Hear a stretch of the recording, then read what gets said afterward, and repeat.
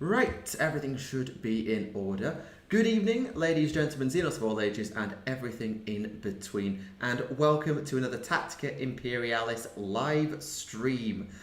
This is not obviously part of our bi-weekly Friday stream. This is a bonus stream, and I'm hoping to work a few more of these into my routine. I talked about this in my channel update video last week, which you will have hopefully already seen. And if you haven't, then it's on the channel. You should be able to find it relatively quickly.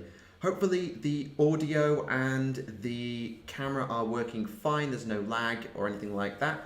I'm not seeing anything on my end, but you never know with my connections and YouTube streaming and all that. So do let me know if there are any issues with lag or latency or jaggy stuff or audio. Do let me know.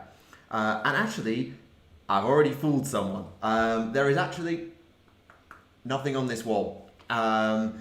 That is the full artwork that's used as the channel logo these days. And because I don't want to be putting posters up in here, I'm in my living room rather than in my office where I probably would put them up, I've decided to sort of make a fake poster up on the wall, which has clearly fooled someone already, so I'll take that one as a win. I couldn't quite pivot it to sit flush to the wall, but it does seem to have done its job. And I might cycle that a little bit depending on how it goes. And if I ever manage to work out how to get guests on, then I will absolutely put their branding up there because that just makes sense. So the plan for this evening, well, I've got two plans actually. We could take this stream in a couple of different directions. Option one, I have got some Lumineth to paint. I've been working on my Venari Dawn Riders, which is the cavalry, and I could have a go at doing one of those, but I'm aware from the last time I did my Lumineth that they are very effort intensive and I have to focus really hard, and that means I don't talk for a while. So if you're not into just watching me paint and very much get the focus face on, then you might want to pivot away from that. Option two, I made a purchase this week because I went to go and get some bits and bobs. I need to go and place an order for some bases for my Dawn Riders because I want to get some Shattered Dominion bases. And I stumbled across something that I'd had my eye on a long time ago when it was first announced, but I never bought any because I had other priorities at the time, and that is a bit of the Forbidden Power terrain. I got my hands on a Sigmarite Dace, or Dace. I say Dace. Everyone probably has a different pronunciation to me, but I've got my hands on one of these, and I'm tempted, if you would prefer, to go around building that a bit. Though I'll probably build it slightly differently to the box instructions because this is going to be for my Orgish board, and then it wants nothing to do with Sigmar. So I might go and scavenge an avatar of Cain to replace the Sigmar statue. Depends on the mood I'm in and how well it goes together. So we've got a couple of options, things we could do. We've also got a few bits of hobby news that we could talk about. People having issues, a couple having cutting it in and out. Is that, I'm not seeing any particular issues on my end with the frame rate, drop frames. I don't know what's causing that, if anything.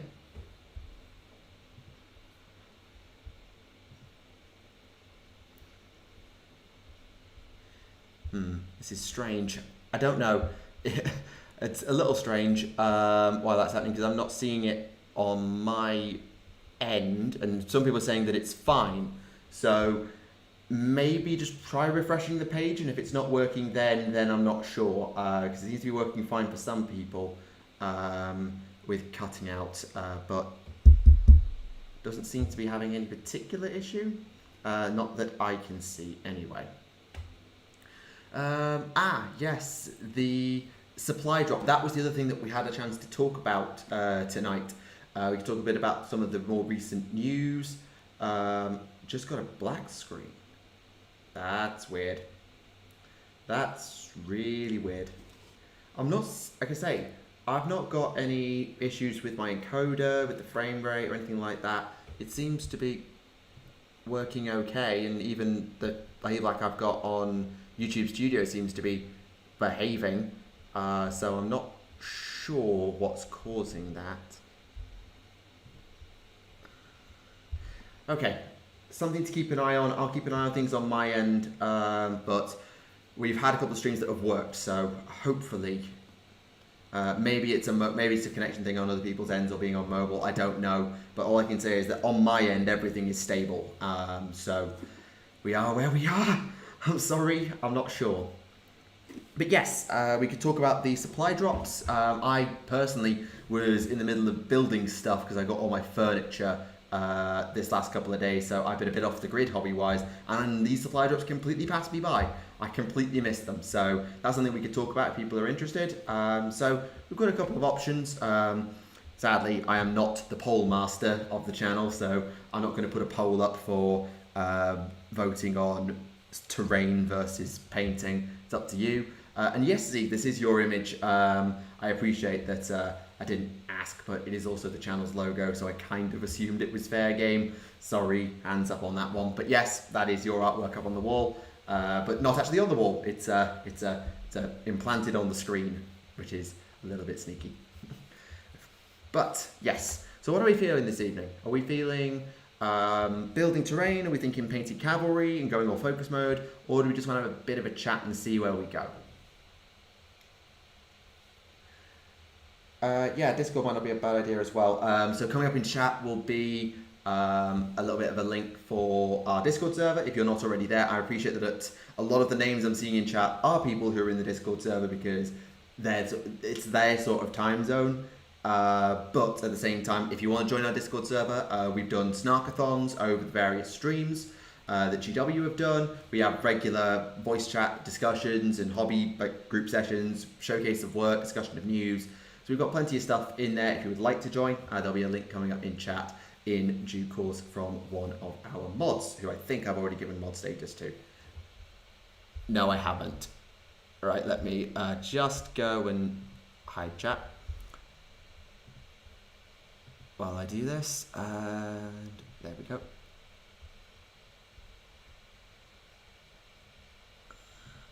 There we go. Sorry about that. And you get to listen and work at the same time. Yeah, if you're just listening, then the painting option is probably not the option you want because I'm going to be very quiet while I focus on it. I've already painted one of these Dawn Riders, which I showed on Twitter, and my God, it was stressful. It was very, very finicky, but I will show you here. This is the first of my Venari Dawn Riders. So if I just leave myself out of the way and have a look at the cavalry.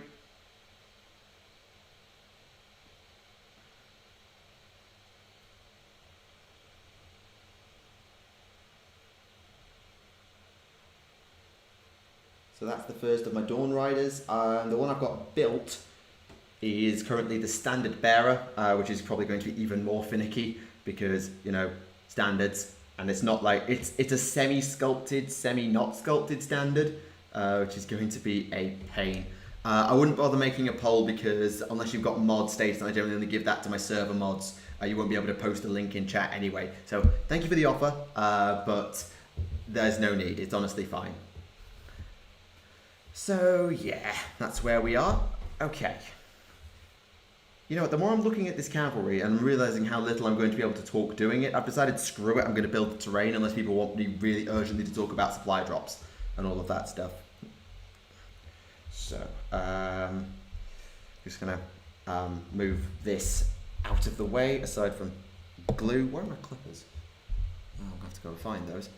Paint the pony. Yeah, that's the other option. But I'm kind of in the mood. I've just got myself in the mood now to do the terrain. So let me get these paints out of the way. Oops. Not over the glue. So that's out of the way. Clippers are there.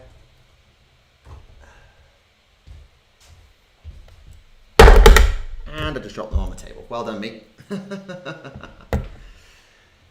Part of the reason I'm kind of in a terrain mood is because a long time ago, I think I might have mentioned this before, I had plans to make a board, and I've made a little bit of progress on it in terms of texturing it, so I need to get either some just standard emulsion paint or maybe a spray, probably just an emulsion because I haven't got an outdoor area to spray in. I might just get some emulsion paint and paint this up. So I'm making some progress on my little gaming board. So having a little centerpiece terrain on it would be a nice idea. I've got my hands on a few Battlefleet Gothic Tau ships. Oof, I haven't seen a Battlefleet Gothic Tau ship. I would say it depends on the sort of set you want to go for, because Tau set with the ochre orange is very classic. Farsight Enclave's red is definitely a firm favourite of mine, which is a dark red with black sort of trim. You've got a bunch of different colour schemes that you look up, and to be honest, I'm just super biased for the Enclaves, but you've got plenty of other options out there. If you just look at like Tau official colour schemes from the Codex art, you'll be able to find absolutely loads of options. What are you going to do for the ground? I've got a plan for that. So I'm just going to put this box here and pick this up. So what I've done, and it looks a bit dodgy because, well, yeah, is I've put some sheets of sandpaper, like relatively coarse, I think it's grade 60 sandpaper, and I've laid some sheets of sandpaper out over this piece of plywood. It's about the size of a Warcry board or a Combat Patrol board, if you like, for 40k. And what I'm going to do from there is I'm going to spray it or paint it in a dark grey, and it's going to be the similar colour to the bases of my Daughters of Cain and my Ideneth Deepkin, to create that Ulgish board that I'm working on with the basing scheme of my Lumineth that I talked about in the last stream, because I'm trying to create sort of an Elven Civil War battle for Ulgish thing with my Lumineth, Ideneth, Daughters, Cities, whatever Malerian's elves end up being, whatever Tyrion's elves end up being, because I'm a firm believer in Tyrion's elves being a thing.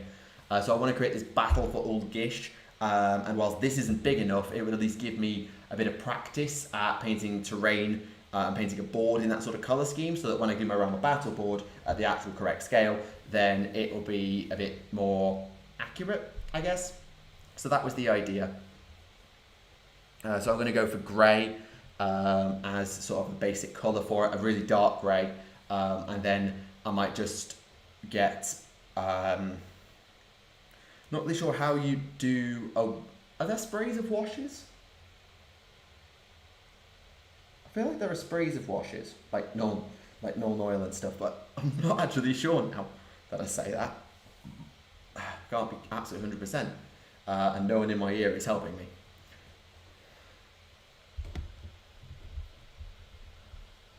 Airbrush, right, okay.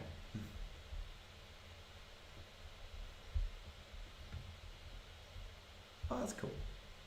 No, it's all good. Sorry, I'm just used to having chirping. I haven't had any chirping.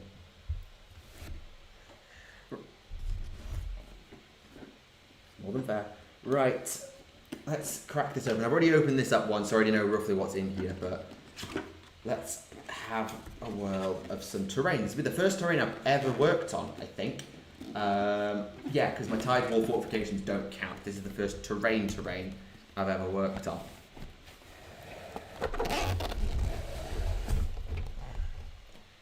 Big old brush. It's not the brush that's the problem. It's finding a paint thin enough to work as a wash, rather than just watering down standard emulsion. It's like, are there like big pots of like Null oil or Null oil spray that I could use to cover it quickly, or would I have to like get lots of Null oil, pour it into a bowl and then brush that over, or is there sort of another shade type of paint out there? Because I don't know if there is. Certainly I'm not big enough of a scale to do this. I was going to play the new elves, but then techless. I'm assuming you're saying techless. Yeah, I get that. I personally, I'm not a fan of Teclis's model, but I've come to accept Teclis's model, if you like. So it hasn't affected me getting Lumineth, because I love the Lumineth models outside of Teclis. Like the Eltharion, I like the archers, I really like the spearmen and the cavalry. The spirits of the mountain, really actually, I like them. And whilst I'm not a huge fan of Teclis or the Cenari Cathalar, or the Alarith Stone Mage, it's still a faction that has enough models that I liked to go for. There are some tutorials on making your own shades. You can make enough volume to cover terrain. Okay, I'll look into that, thanks. I'll give that a thought at some point in the future. So, that's the Sigmar statue and can thus wait. doesn't look all that complicated, to be completely honest. This might not take long at all. In fact, most of the work seems to be the braziers on the pillars. It's a quick trick: zenithal, priming, contrast, and then shade. Okay. Interesting starting point. Thank you very much. I'll have a think about that at a later point. Appreciate that. Right, so that's all the pillars and the edges and the braziers and stuff like that. So let's get those out of the way. Floor will do. And then we've got the two halves of the dais. Should go together very, very quickly and easily. Just like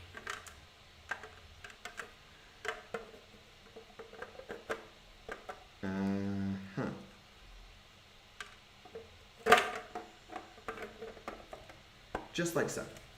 I will glue this, but I'm just checking. Text is the only model I hate, so maybe down the line I'll get over it so I can play them, but now it's hard. Yeah, I mean, we don't know for sure whether Teclis is going to be necessary to run a Lumineth army. You could easily run an army without him. And during a lot of the time before 9th edition came out, a lot of the discussion around the Lumineth was, do you run Teclis or not? Because he gets out-magicked by Nagash, he's quite flimsy relative to most of the other gods.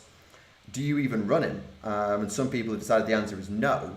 So you could easily just, yeah, as PGC says, you could easily just not run him if it annoys you that much.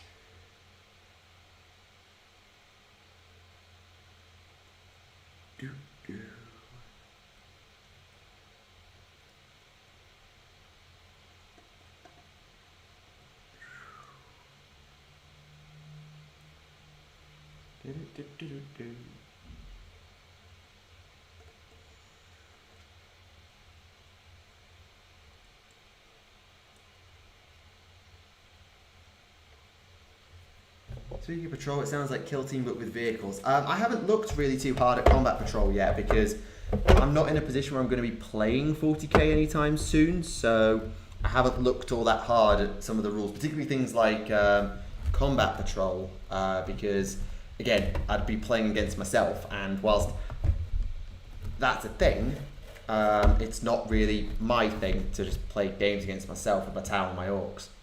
Our chief mod Ben is here. Welcome, welcome, welcome. At one point, I wanted to make my own Void Dragon by using Smaug and a lot of Necron bits.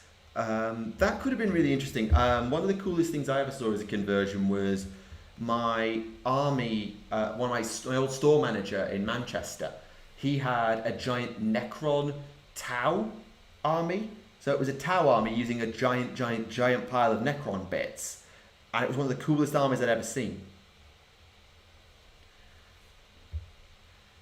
Want him for the armor, but can't think of a good way at the moment to make him work. Yeah, Eltharion's an awesome character anyway. Like, even old Eltharion was awesome. Even when I played High Elves, back in day, I played High Elves. And my army was going to be built around... Well, I had the Prince on Griffin from Island of Blood, so I was going to proxy Eltharion and maybe run... I had Caradrine and Corhill, maybe run Alithanar. I wasn't too fussed for Tyrion and Teclis back then. I knew they were powerful, but I never used them back then, back in 7th or 8th edition of Fantasy.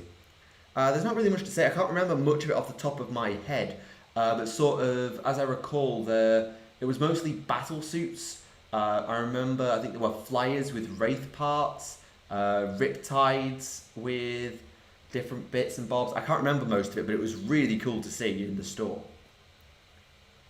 How do you stop the metal glue tubes from clogging? I've never quite worked that one out myself. If you can get a really precise wire, super thin wire, you could theoretically push down the tube and push anything out. But one of the biggest problems is about use. So probably it would just be, if you've got the option, maybe just don't use it all at once. And even if you take out the metallic rod, you can still actually use the glue pot by just using the nozzle there. And I have done that before when I've had glue pots on the blink. One thing I sometimes do is I use my clippers and I put them around the outside of the pot, outside of the wire, and then I scrape the wire, because sometimes a bit of dried up glue gets stuck to the top or the bottom, so I sometimes scrape it off like that, and that sometimes helps free up the edges. I can't really do much with the internals, but that's how I deal with the externals at the very least. Gonna try and make him using the Tesseract Vault. Okay, yeah, that makes sense, I think. I wish you the best of luck, and if you do finish it, tweet it at me. Link to the script in the description if you're on there, at Tactica Imperial, if you're interested. Have you considered a bunch of homemade Nuln oil? I haven't. I might try it, but it was not something I'd considered before, because I've never done terrain projects before. Never done custom boards before. So this is all new to me, really. Use a glue that has a brush. Yes, that's another option. But we were asked specifically about Citadel plastic glue and the nozzle wire glues that they have at GW. So yes, don't use one with a nozzle is an option, but yes. So what do you think the next edition of Sigmar is going to be like? I talked about this before. I think that AOS 1 was about chaos versus order. AOS 2 is death versus order. AOS 3, I think, is going to be the Great War, the Rise of Destruction, which will force Nagash and Sigmar to ally together, as hinted at during the Soul Wars novel, because they had a conversation for the first time in an eon, and then bring them together. And then AOS 4 is the second collapse of the Pantheon of Order. Nagash's jealousy finally gets the better of him again. Slanesh breaks free, and the elves have to fight to keep it contained, thus distracting them, getting stuck in a civil war with themselves as they play the blame game. Things like that. So that's sort of where I think we're going, is destruction for AOS 3, and then sort of a Pantheon of Order type civil war for AOS 4. That's my personal opinion, but I have no real proof on that. It's just a theory. It's a personal opinion. I'm assuming you're referring to Catacrobes there. Okay, so how does this work? Are there specific mounting points for the... No, there aren't. Oh, this is going to be fun. So I guess I've got total control over where I put my braziers and stuff. Well, this is going to be fun. Give me too much control over a project and it ends up going all kinds of wrong. That blocks chat, I'll do that. I'm just going to space these pillar stands out evenly. Are there 8? 1, 2, 3, 4, 5, 6, 7, 8. Yeah, so I need to make kind of a circle of 9. What I'm building, Ben, is the Sigmarite Dace, the AOS terrain piece from Forbidden Power that came up with a Storm Vault. I stumbled onto it when I was in my local store buying some Shattered Dominion bases. I need to order them in for my Elven Cavalry. And I saw it in the corner. I was like, oh, I always wanted a Storm Vault. So I decided to go for it since it was there. And that's where we are. It was like, I think it cost me like 40 quid. So yeah, it was good.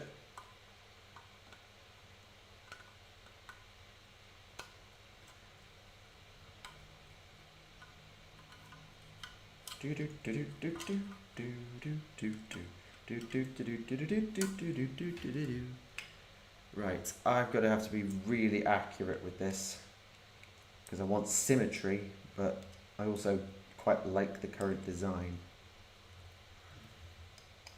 I suppose I could do less pillars.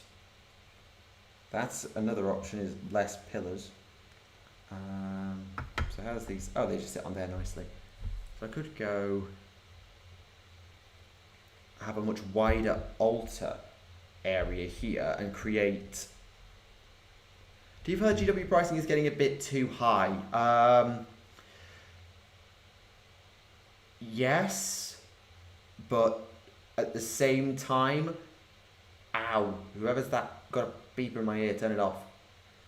I feel like it might be too high, but at the same time, part of me is like, it's a very niche hobby for a very non-essential hobby, and the production costs, whilst I don't doubt they are higher charging, compared to what they need to, I don't know how much price they can afford to cut without sacrificing quality and the numbers of staff that they would need on the design team in particular. The writing team are mostly freelance, but particularly for the design and sculpting team, how much can they afford to cut?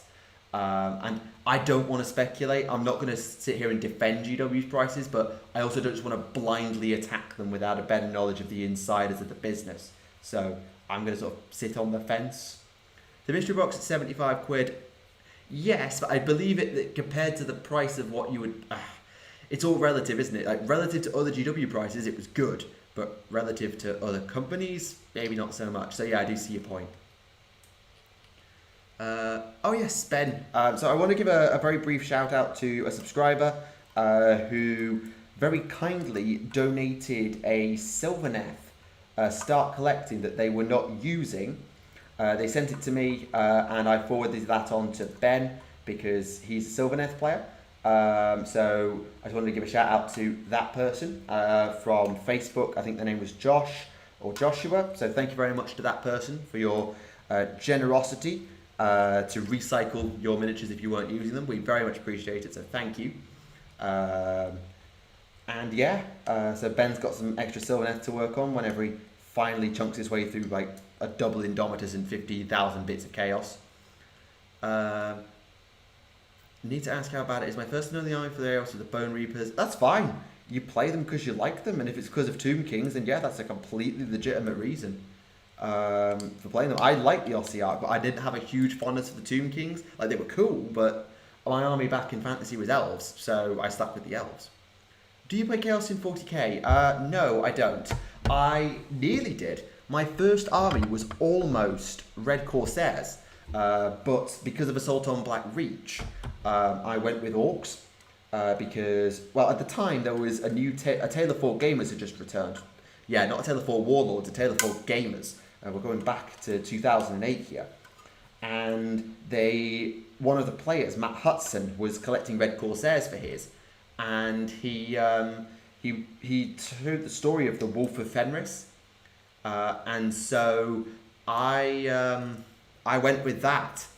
And I really wanted to get some at the time because I thought Huron was really cool. As it happened, I ended up going for Orcs because Assault on Black Reach, which was convenient because when I got to meeting my first friends who were hobbyists, one of them was playing Red Corsairs, which was very useful because we didn't have a double up. That is a strange question. I'm not technically from Pedeston, but I was educated there. So, yeah, it's a small world, apparently. One of my... That's a really odd question to get asked, but, you know, it's 2020, anything's possible. Doesn't mean I have to clue how like half of the game works, because I've not needed to play. Yeah, I get that, but you've got to start somewhere. And Ossiarch are a very solid army to start with. You don't have to worry about the battle shock mechanic. You don't have to worry about... well, you do have to worry about the raised dead mechanic, but you don't generally have to worry about careful placement of your units because they're quite tanky. I'm getting snarked at in my ear about it. So yes. Oh my god, that's a small friggin' world. Wait, if my dad coached you, then you played in my team, because my dad only coached my team. That doesn't make sense. I played for a couple of years at under 15 and under 16, and I was in the same team when my dad was coach, and the team sort of disbanded after that. I don't recognise someone of that name from our team at under 15s and 16s. I don't recognise that name, I'm sorry. I'm confused. I might ask my dad, but okay, it's a small world after all. Oh, if it was from Park Seals, then yes, that would have been at like up to under 11s, and then my brother left to go play for Penny Church. So yeah, My dad helped some of the helped my brother's team out for a few years, but then he took over and coached my team for a couple of years, and we won the league actually. But if it was at Stocksbridge, that would make more sense. But I'll let him know about this next time I catch up with him. That's cool. Small world. Wind back up. Where was I? Command points. Spend a command point. You use the command point system is in the AOS rulebook. I can only honestly say get the AOS app for free, and look at the rules section, which is in there. Or you can just get your hand. You can get the hands on the core rules for free. So you can get the core rules and read up on some of the basic mechanics. I'm not going to talk you through the basic mechanics of the game here. I'll be here all day. But mechanically, a lot of the basic things like command points are in the rulebook, which is available for free, particularly on the AOS app.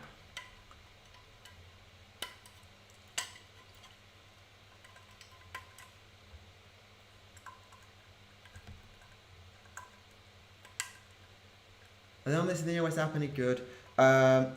I don't use the AOS army builder, which I think is Azir, but I find Battlescribe's AOS is a bit janky.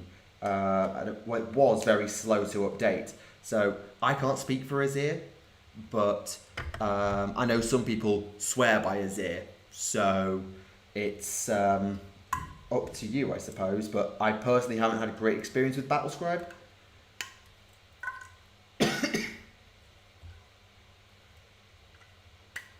40k Battlescribe, absolutely. Like 40k's Battlescribe is excellent, but I find its AOS was just a bit janky compared to like the 40k one works fine. It's a bit clunky, but it works fine. The AOS one just felt like it was constantly not up to date to where it needed to be. 2,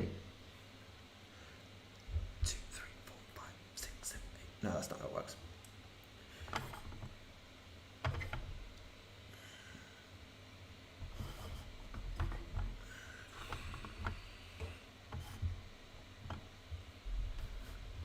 Symmetry? What even is symmetry? Oh, that's why the stones are not the same on both sides. That's why there's asymmetry. That makes more sense now. Anyway, carrying on.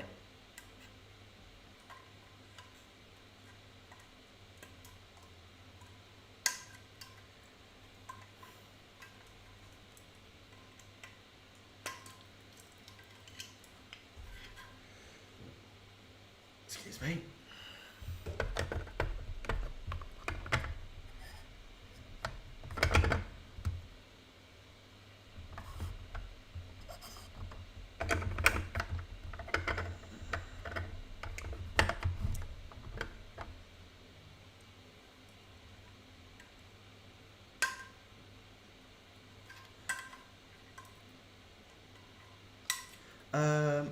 I've said this a couple of times already, but I am working on the Dominion of Sigmar Sigmarite Dace terrain piece.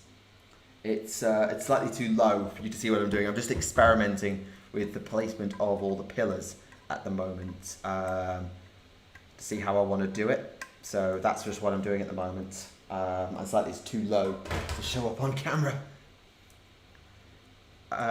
Yes, I knew about the Griff Hounds, and you showed me that it was Wild Riders and a Scourge Runner chariot, but well, it was a Drakespawn chariot piloted by horses rather than Drakespawn. I think maybe the old Dark Elf chariot had that option. I don't know, but hey, here we are. And a random Fenrisian wolf. Cool. Okay, so I want to make this an altar to Cain, probably. So I think what I might do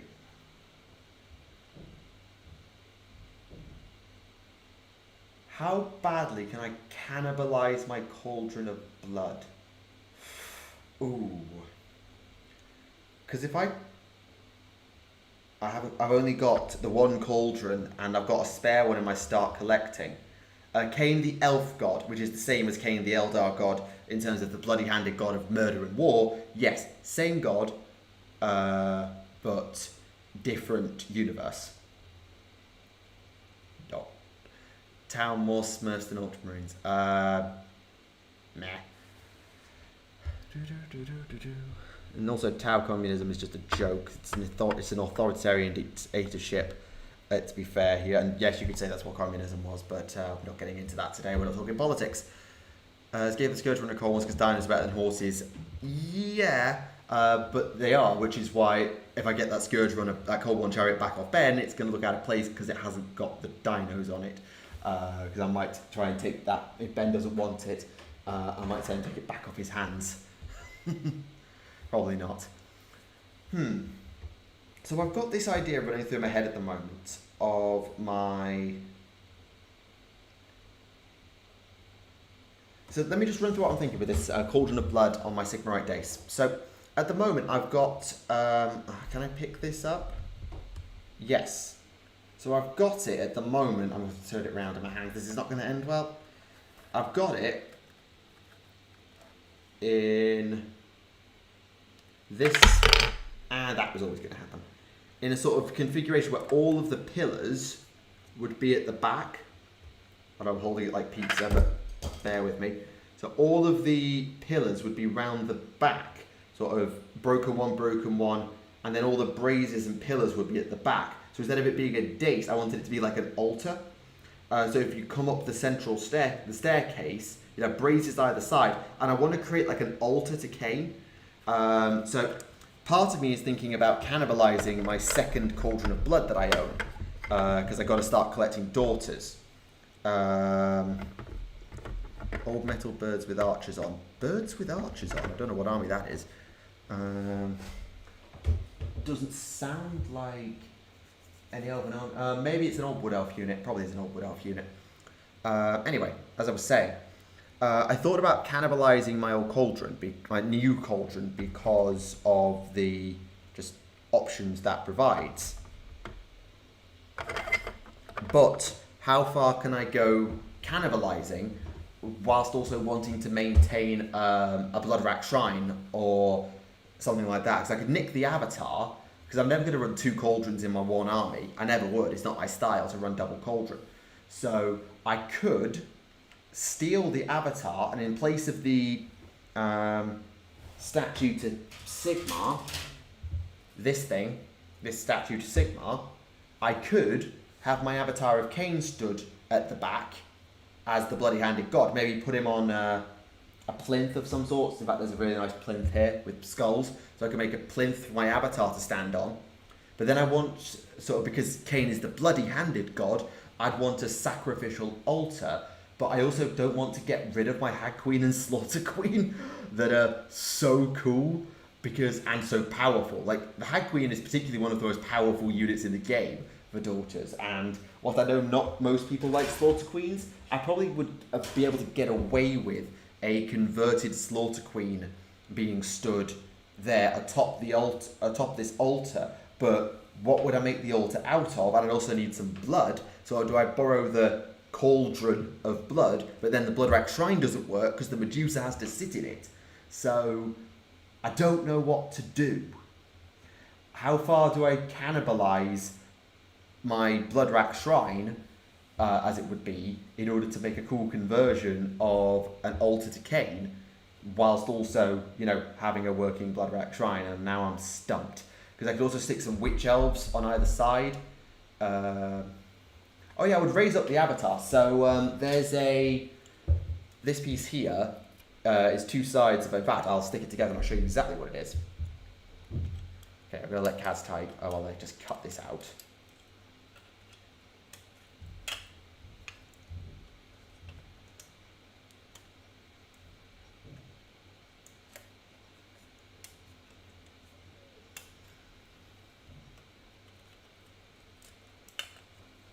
What about adding Necrons? No, wrong universe.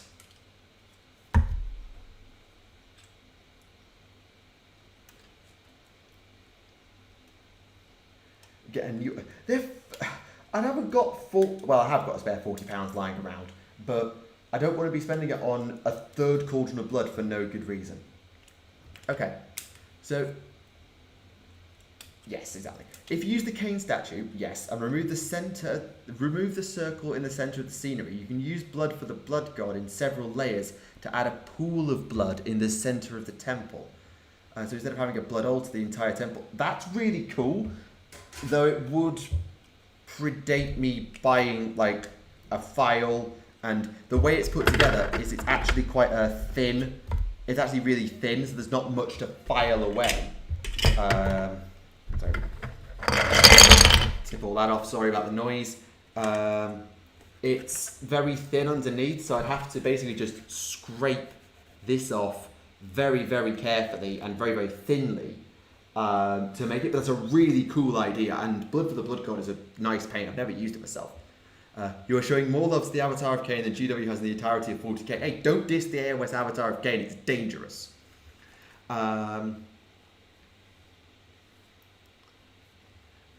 It looks to the magma look of it doesn't work for 40k. For AOS is Avatar, where it's just like a living stone rather than anything else, unfortunately. I go for a simple slab of stone at its feet, maybe with a bloody corpse or pile of skulls. I'm guessing that is for good measure. That's another option. I could buy the skulls kit, but that's more skulls for the skull throne, not blood for the bloody-handed god. Skulls are not really a Daughters of Cain thing, particularly. Plasticard to build it up. That's another option. So let me just stick this together, and then I'd have to go and put the stream on pause to go and find my actual avatar. But I could go find my actual avatar to show you what I'm getting at. If you just give me a minute while I just glue this together.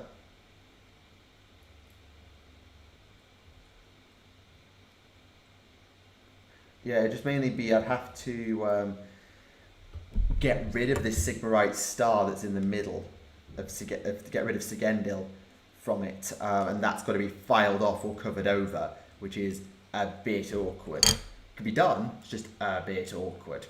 Right. So, would people be okay with me putting the stream on pause for 3 to 5 minutes while I go and get my avatar? And I can have a look. Well, do you have something I can put underneath it so you can have a bolt? Yes, it's on my Cauldron of Blood. It's the Cauldron of Blood, but I don't want to cannibalize that because then I don't get to use my Blood Rack Shrine anymore. So I kind of don't want to cannibalize it. Let me have a look at this. What is that? I'm guessing that is a Wood Elf Hawk Rider. Can't be 100%.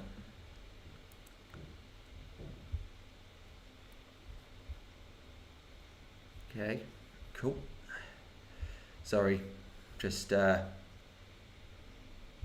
you get 2 blood pools in the kit? No, that's the point. Right, I'm going to put the stream on a break for 2 minutes while I go and dig around for my currently standing Avatar of Cain. I will be right back.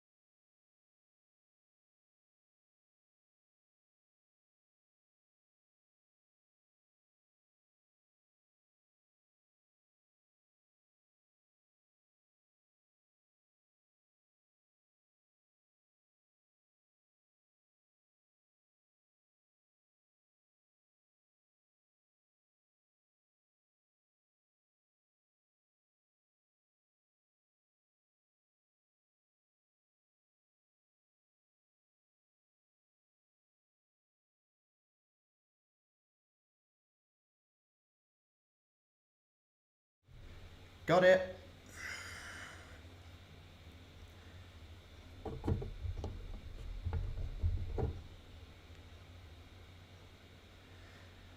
Okay, so I've got it. I've just got to resculpt the blue tack a little bit to get around the fact that there's a square in its base where it sits on the cauldron, so bear with me.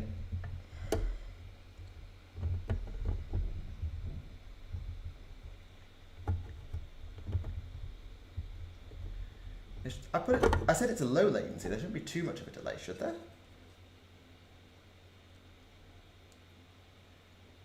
Okay.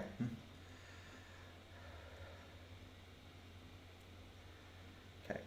Right. Yeah, it was because of my old setup. I set it for reasonably long latency to help my internet cope. Should probably change the latency nowadays. Right. So, this is the statue of Cain that I have. It's roughly stuck. So that... I'll wait for people in my ear to catch up. But I've got an avatar, and I can build a second avatar out of my Cauldron of Blood kit to make that one a Blood Rat Shrine, and then have the spare avatar sit on here. I want to keep this avatar for my Cauldron, because as much as it's 4 years old, it's still one of my favourite models. So just have one stood on there like that, is my thought.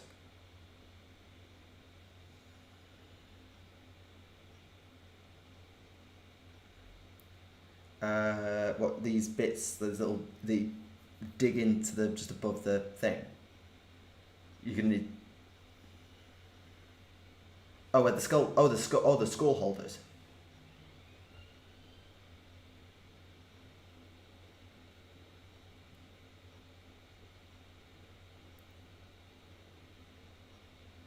Oh, that sounds interesting. So what I've just had chirped into my ear is using a various build-up of PVA layers and letting them, I'm assuming you have to just let that dry over several layers, and creating like a blood fountain almost, flowing out from the down from the statue over the skulls and like that, which is an interesting idea. Right, I'm going to catch up with chat now. How about just gluing the statue at the center and then paint the round space as a pool of blood? Yes, but I've got the same problem as I have to file it. Because, well, currently the center looks like that, and I have to file all that off, and that's very precise, let's just say. It's actually the right size, I think, so that would just sit on there, and it would look, so just for size scale, this is what it would look like. So there's my altar with the avatar on.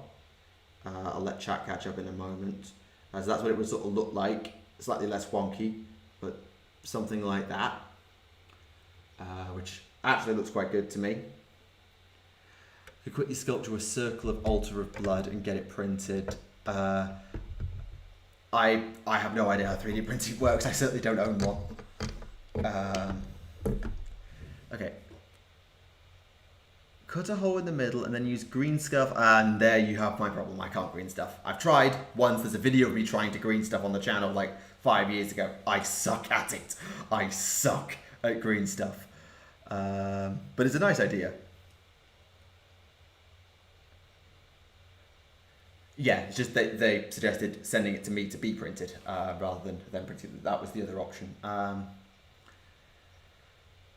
And they print it for you. Oh, okay, that's interesting. Because if I got that Argent Realm, actually I never showed you the Argent Realm terrain that I like. I'd have that's done as 3D printing.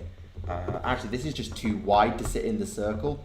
I have to trim the edges to sit it in the circle. So what I thought was, so you've got, okay. Let me try and, I need to get up out of the blue tack, but, anyway, sorry. So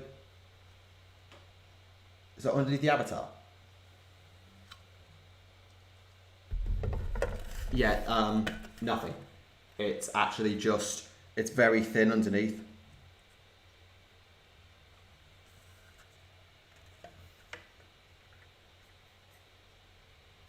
I could, it'd be possible, but I'd need to essentially saw a perfect circle in it, and that would be a Major, major pain. Doable, but massive pain. So that's sort of... So my original sort of thought was to put the avatar at the back, have all the pillars at the back half, braziers here, have a witch elf or two standing there sort of like as acolytes of the priestess, then build up the altar or cauldron on top of the central star.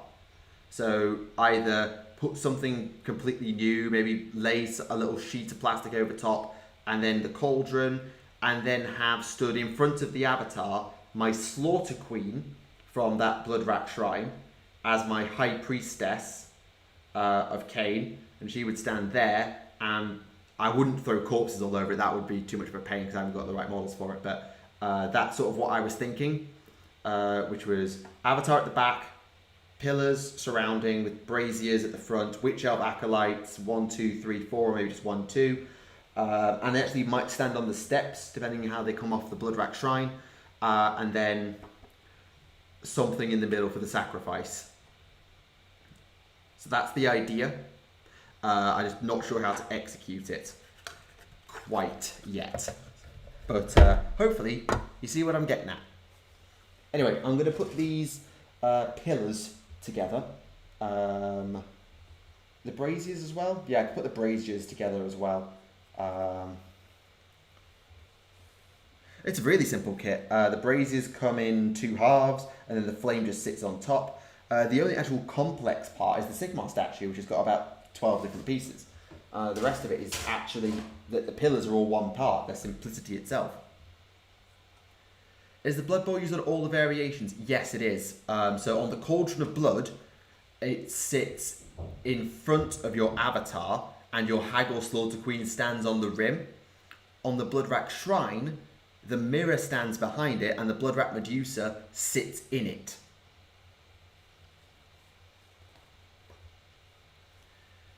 Leave it as is and then just pour blood for the blood god on top of the detail in the centre that looks like it's been submerged. Yeah, it just doesn't look very deep then, and it loses that sense of depth or of a sacrificial altar. It just looks like a very, very shallow little puddle. It looks like a puddle of blood, which for Cain, no. Water effect, yeah. Yeah, it's the main thing then is just lose that depth that would be required. I would want to cover it or build over it, or if the other option seems to be dig it out, but then you've got to put exactly the right scale underneath, and oh boy, no.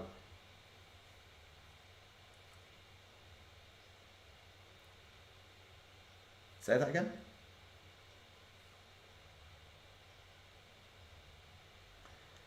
That requires depth simulation is far beyond my abilities.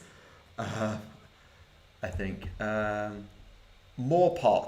The Moorpot's a bit. Oh what? Okay, so Kaz, who's in chat, has just somehow photoshopped a mashup of the two, and I'm just sat here just looking at it, and I'm like, what have you? What is this wizardry? What is this actual wizardry? Is that literally just the pouring blood for the blood god strat? Because if that is, then oh my gods, wow. Oh my gods, wow. That's seriously impressive. Okay, sorry chat, I got very distracted. Okay, maybe this is more feasible than I gave credit for. Okay. We're going with that plan. I'm going to get some blood for the blood god, and I will ask Kaz off stream maybe in a few days for some advice. Or maybe if I go to the shops on Thursday, we'll spend Friday actually starting the paint process and melting via plastic. I could do, but I think first off is just, can I get a decent blood effect? If yes, then I'm good. If no, we have to improvise, and that's entirely up to my painting ability, which, as we know, is pretty hot garbage. I will try and create a layer.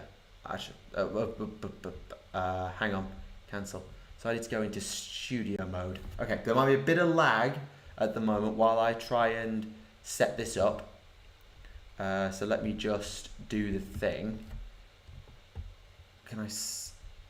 That's not how you save an image, Tactica. Save to downloads. There we go. And properties. How do you? Oh, that's where. Image properties. Sorry about this, chat. Someone's asked to see it, and I kind of feel like showing it off because Kaz has done an incredible job with it. Oh, and now it's all the wrong size. Right, hang on.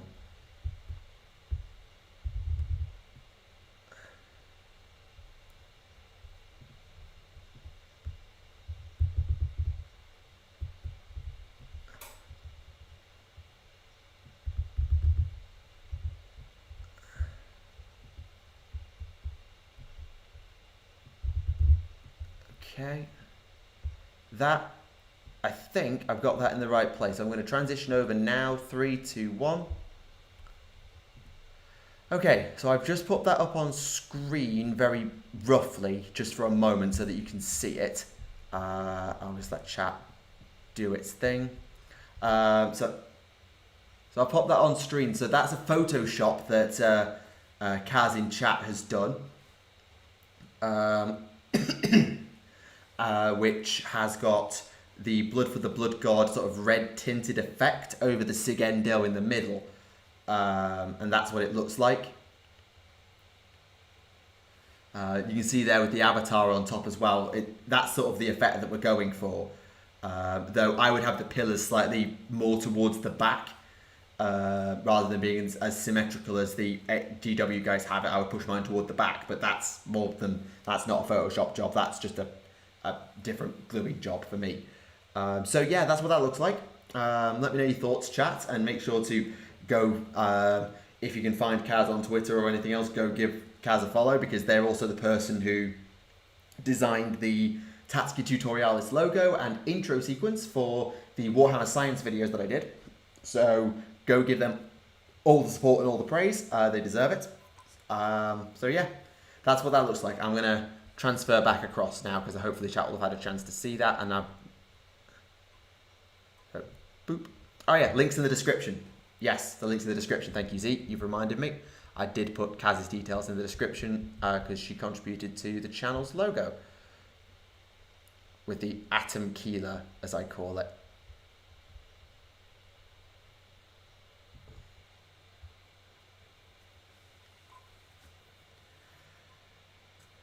Right.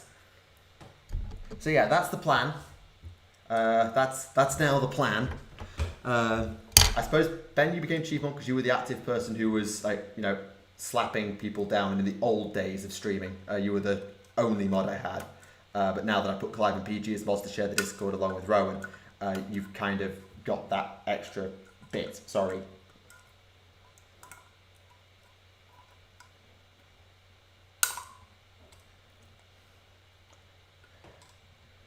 If I had the money, I'd make this kit with Nagash and categories to make a Bone Tithe. Oh, the Bone Tithe Nexus. You could do some really cool stuff with the Bone Tithe Nexus. I bet you could. But not my problem. I don't play Ossiarch. Never, almost certainly never will. Because if I played Death, I'd probably play Soulblight, like Blood Knights and stuff, because I just have a real fondness for chunky, heavy cavalry. Always have.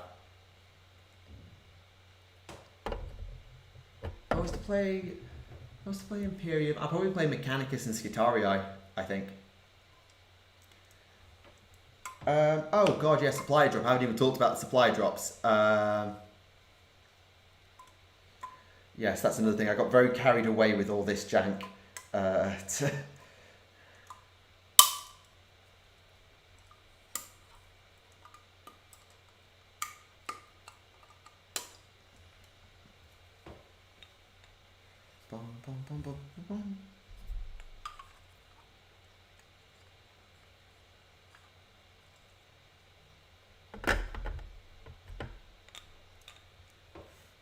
A very good, well done distraction.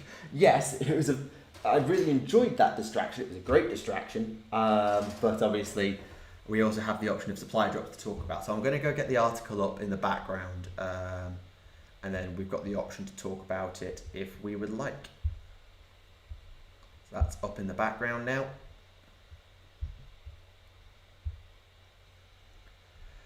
Wait, are the columns already in a square shape? Yes. So the columns, the pillars themselves are already square, sigma-like squares.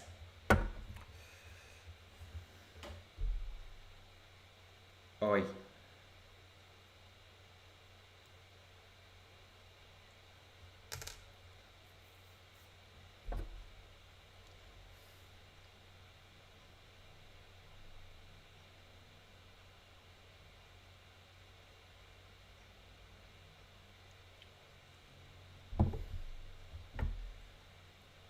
Oh, the comic from Marvel. Yeah, I think I heard there was another thing done. It wasn't on Warhammer Community about it. I think. Okay, something I might look at on my own time later. Woke up at 8 a.m. I don't think they were ever available in the US, the supply drops. I don't think they were available in North America, I'm afraid. So that would explain why you didn't have access to them.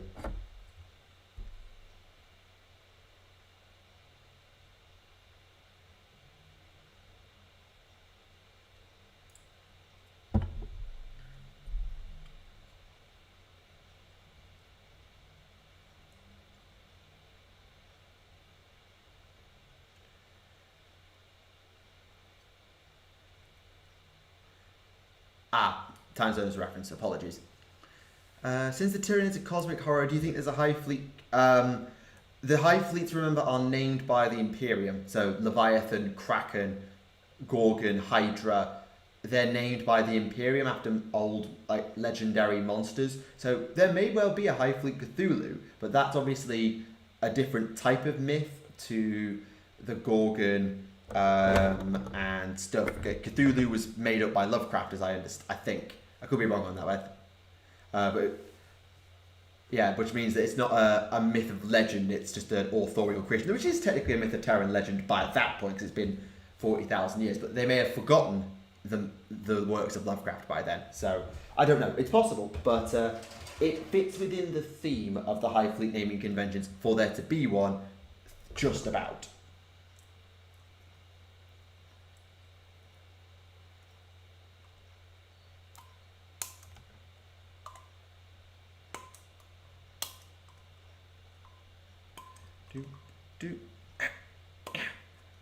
Also, there's these bits at the tops of the pillars. I could put things on top of the pillars as well.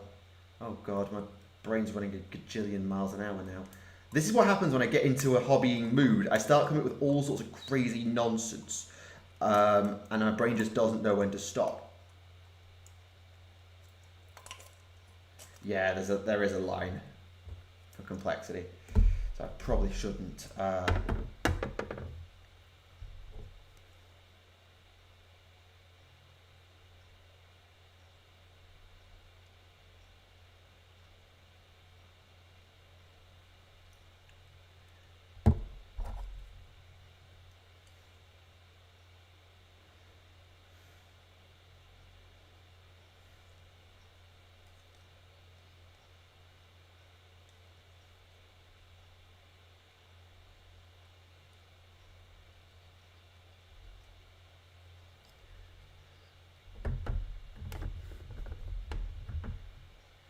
Okay. Sorry, I want to get as much done as I can while I've got my mind on this. So I just want to get the pillars and things like that assembled and in place. I'm not going to glue them down. Yeah, it's branch which against Silver and start collecting, isn't it? Yes, because you've already got a Silver and start collecting, right? So could you convert her into like a branch wraith, maybe?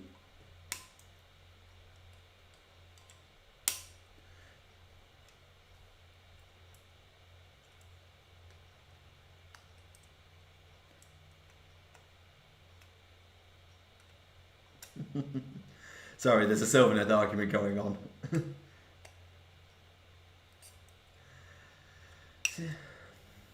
So since both Nids and Necrons were partially inspired by how a fleet called Cthulhu Easter. It'd be an Easter egg, yeah. Like 80s GW, like first edition GW in Rogue Trader, I think they would do High Fleet Cthulhu. Nowadays, I don't think they would. I think that sort of the way GW does things has changed enough that they wouldn't do it, but it's a cool idea. Sorry, doing 3D modeling for converting the new Primaris bikes to replace the wheels with grav plates, so Primaris grav bikes. Okay, that is just wow. I don't know how they scale up to the Forge World Jet bikes, but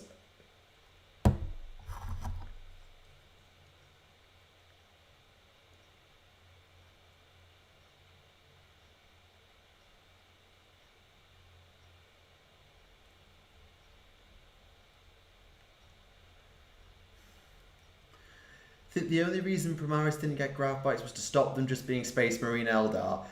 I mean, they already do better than the Eldar at everything, with the possible exception of psychic powers. They're better than the Eldar at everything. But yes, I do see your point.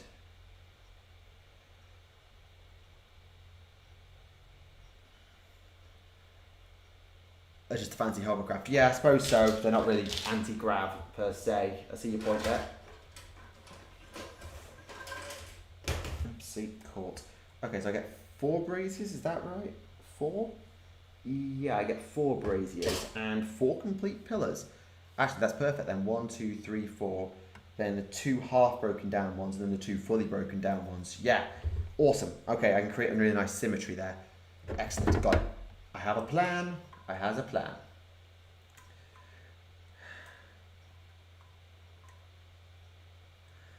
Do do do do.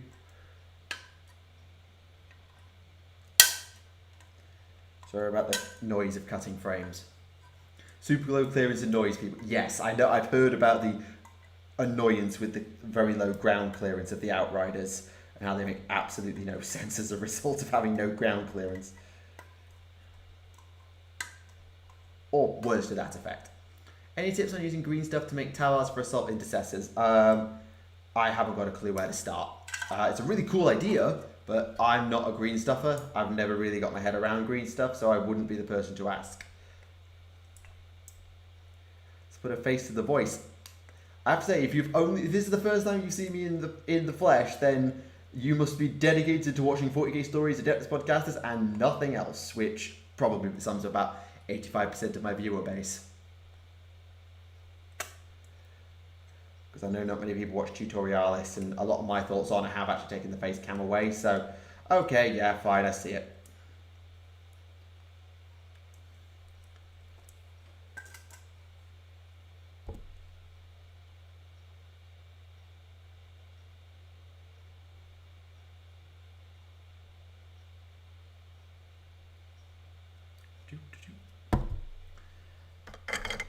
Black Templars are cool. If I was going to play Space Marines, I'd either play Blood Angels or Black Templars, I think. Probably, no, Flesh Terrors or Black Templars. Because, I don't know, I like Assault Armies, you might have noticed. Yes, I know I play Tau, but I've also played Farsight Tau.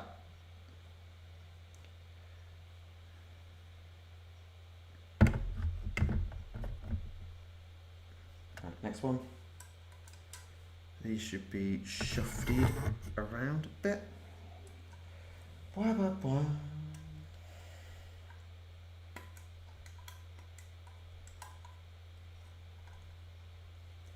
Tell you what, I'll build these pillars and then put the braziers on them, and then I think once I've done this building, we'll talk about supply drops, and that might be a good place to end the stream then, because we've been going for about an hour and a half, maybe a bit longer. I don't want to go too late tonight, because there's possibly a meeting I need to be in later, and, well, I've got the creative juices flowing now, and I get very, very, very frantic when I start getting carried away, and it's not particularly nice viewing, I suspect. Bum, bum, bum. Do the new Primaris mounts count as big chunky cavalry? No, because they're not cavalry. They're bikes, they're not cavalry. And yes, I know they hit really hard on the charge in melee, they're still not cavalry.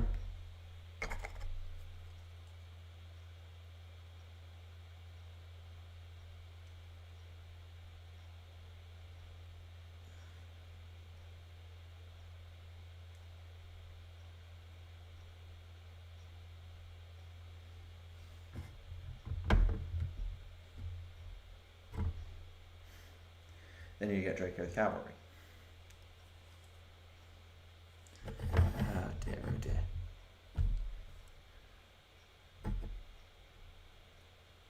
Yeah, actually, I want to swap those two around.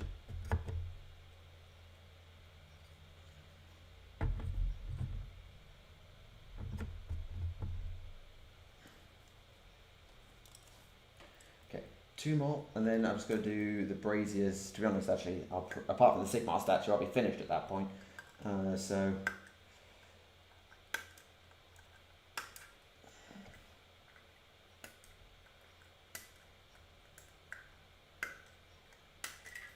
Whoops. That went well. Conversion idea. Mix the new Primaris moves with Ossiarch and bam, Primaris Legion of the Damned. The main challenge, I think, would be like making the helms work. Obviously, put Space Marine helms on, but then they don't have the skull visage. You'd have to like cut the skulls in half if that's possible, or if the skulls come in two halves, then that would work too. And have them essentially be like half skull, half Space Marine helm, but that would be awkward. I'm not saying it wouldn't be cool, but oh yeah, also Thramas. Yeah, there were some free rules for Holguin and what's his face Dreadwing guy posted, and they put their last Road to Thramas article out. So book 9, I think, is out next month, which will be cool. Obviously, that's potentially up to 7 or 8 weeks away, but hey, here we are. Because I know the Lumineth are coming out in September as well, so they've got a few things to drop in that time. Also, Lionel Johnson.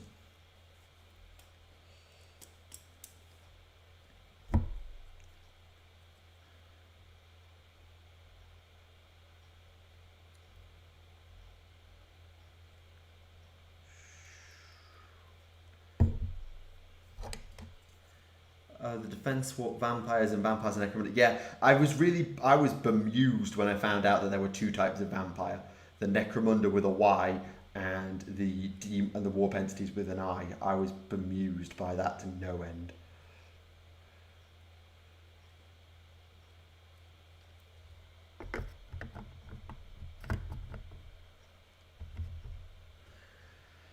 Okay, and then braziers.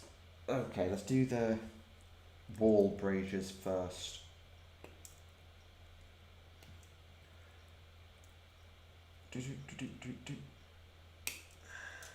Sorry, I realise that I'm working at such an angle that you can't really see what I'm doing at all, and also chat's in the way. Sorry, chat. Which I appreciate is probably not the best viewing experience, but come on. It's not all chat, so I put it there.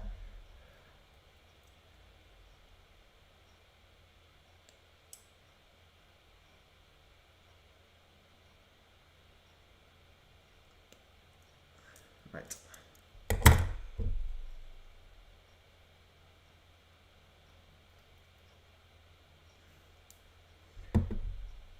Oh, someone just popped in my ear about the Judicia, and I swear I saw like a Celestin Prime conversion out of the Judicia or something.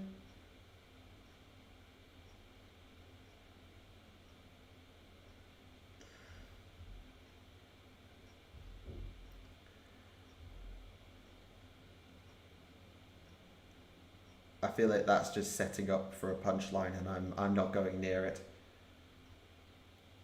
I'm just going to avoid that joke because I have a funny feeling it's not going to end well.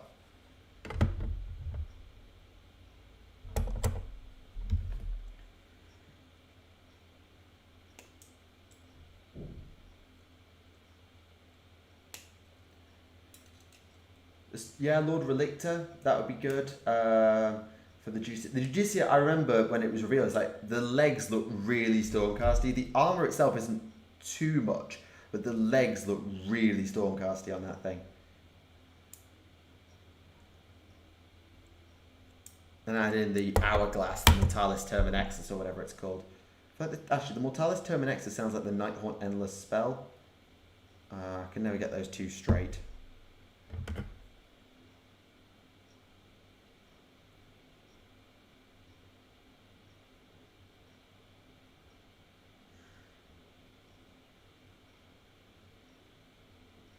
Okay, so what I'm doing at the moment is I'm just putting the brazier torches on the side of some of the taller pillars.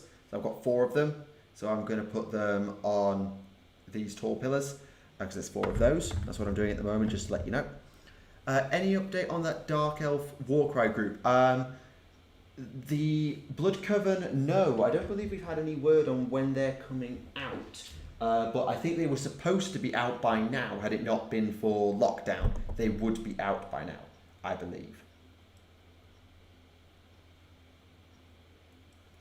If they're in the Underworld Surprise Drop, that would be very good. Well, it would be funny. It'd be annoying, but it would be funny. Well, would it be annoying?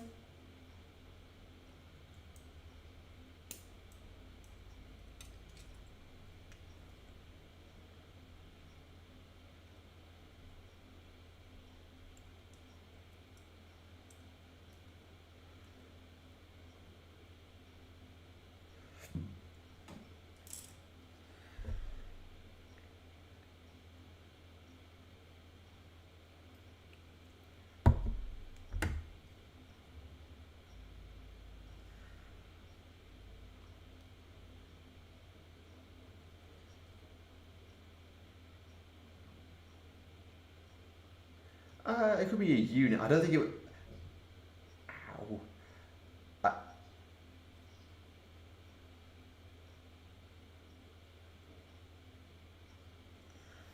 There we go, that's the third one. I mean, I don't think Vampire with a Y would ever be a house because they seem to be some sort of like mutant strain that has been set, that is never, that parts of Necromunda have been quarantined so that it can never escape. So I don't think they're ever going to be seen as like a household. More like a mercenary or an individual model might work, but certainly not as a house. Anyway, where was I? What have you missed? Mostly, we've been doing some conversion stuff for a Sigmarite Dace turned Altar of Cain. I'm going to show you again sort of what I'm going for, thanks to Kaz, who's been in chat. They created this lovely little Photoshop of sort of what I'm going for with a sort of pool of blood, avatar of Cain on top. Mine's going to look a little different to that, but that's sort of what I'm going for at the moment. Okay, where was I? Yes, torch.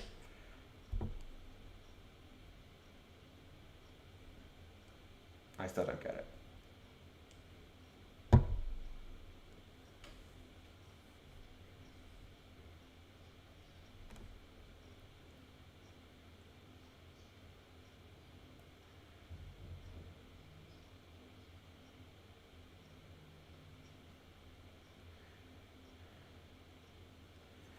Okay. So those 2 frames are done with. Yep.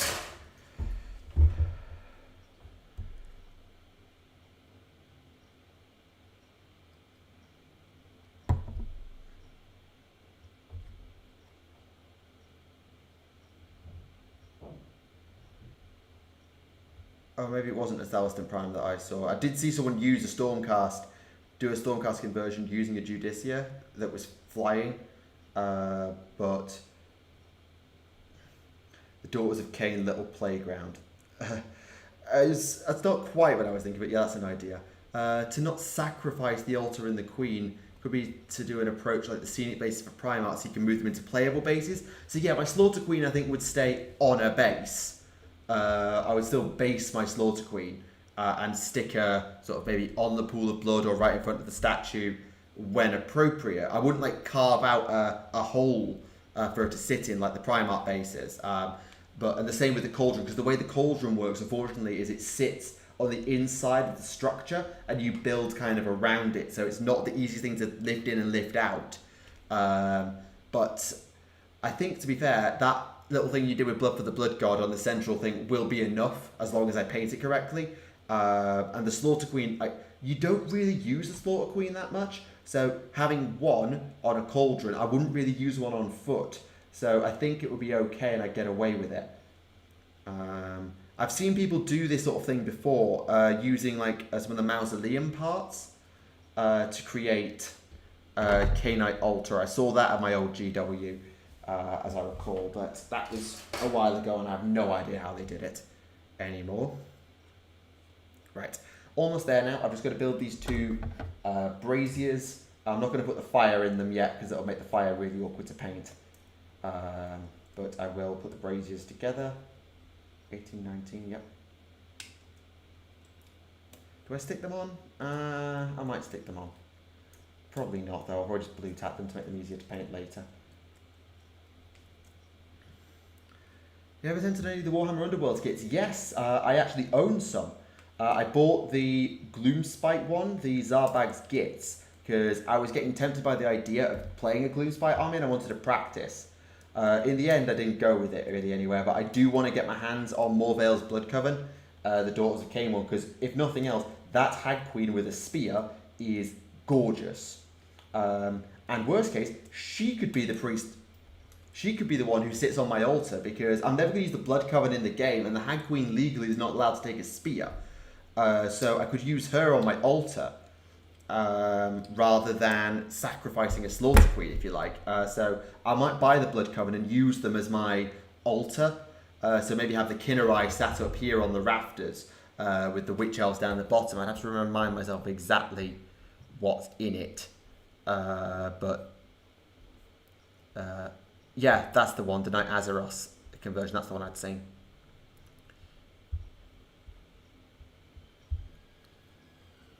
Right, almost there.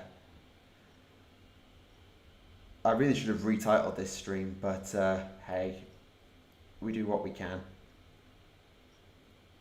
But I will go buy Blood for the Blood God tomorrow, and then when we do our more regular stream on Friday, I think we'll actually have a go at creating the blood effect. If nothing else, just the blood effect on the central thing, and then we can work on this and sort of have it as this live stream project, where as a stream we'll make this altar on stream over a number of streams, which is what I think we'll do.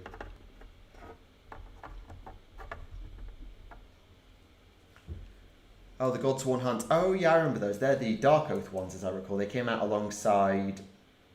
who did they come out alongside? There was another one that came out with them. I can't remember which one it was off the top of my head now. Never mind. Not important. At the current moment of discussion.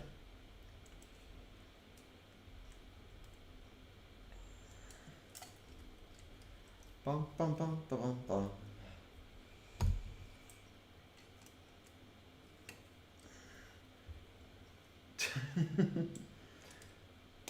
Cat making cornate noises. I dread to think what that sounds like.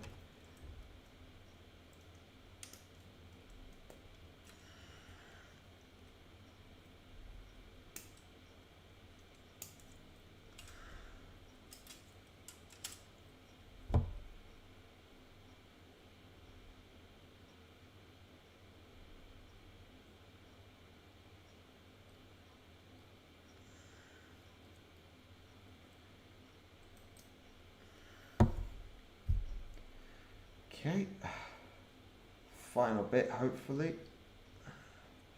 That goes on.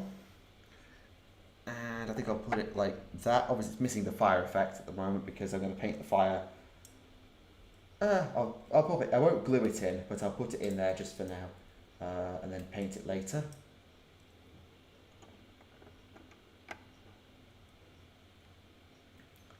I'm going to have to probably move my computer screen rather than lift this up because I haven't locked any of it down. I'm just going to tip my computer screen to show you what I'm doing rather than try and lift it, drop it and make an entire cataclysmic mess. Because that's what will happen. I know me. Right. So, I want to get that symétrique.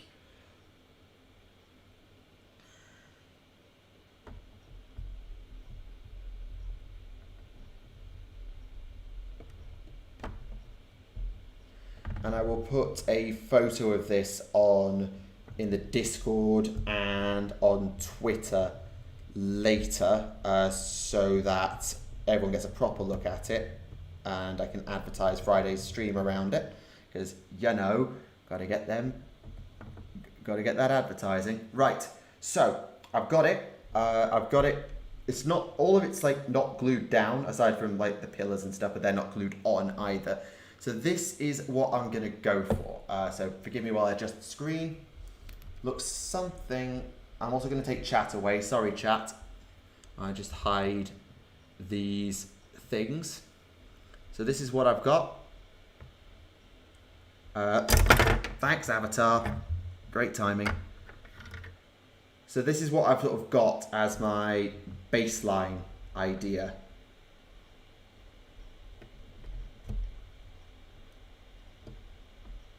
And that is something like that. So you've got tall pillars around the outside, and then the pillars get gradually shallower as you work outwards. You've got the Avatar of Cain up at the back. This bit, according to Kaz's skill with Blood for the Blood God, will be painted red as a pool of blood. I may, once they come out, get my hands on Morvale's Blood Coven as a permanent fixture, because I'm never going to use them in game, and pop the Hag Queen here as like a priestess with her spear, and then have the Witch Elves sort of and stuff around as like guardians or acolytes, that sort of thing. Maybe have the Kinnerai, the Melisai lurking at the back as an enforcer, the Kinnerai up here in the rafters, the Witch Elves front and center.